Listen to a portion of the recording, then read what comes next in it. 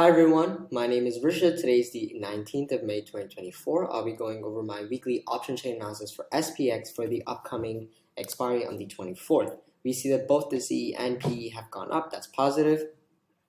The quantity is higher for CE, which is negative. The change is higher for PE, which is positive. The short squeeze is higher for PE, which is negative.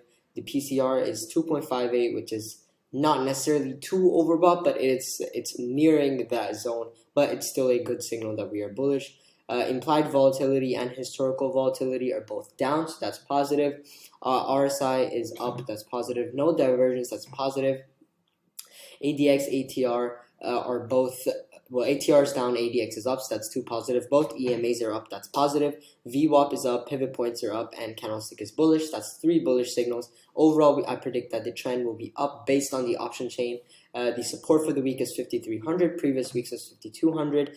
The resistance is also 5,300, and the previous week's resistance was 5,200.